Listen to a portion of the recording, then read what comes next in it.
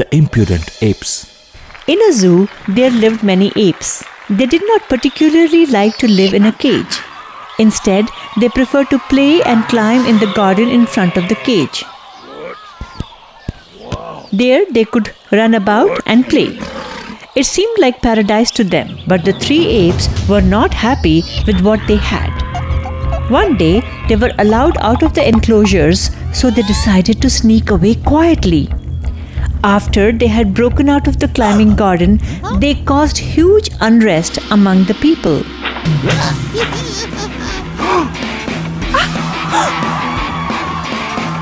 The apes began to jump around in the city and terrorize the pedestrians.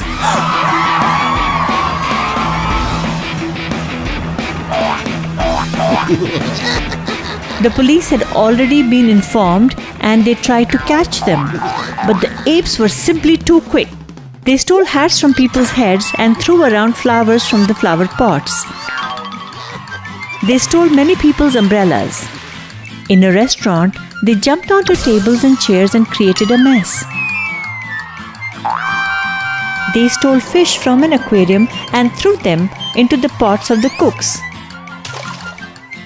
They got hold of rice and scattered it all over the restaurant.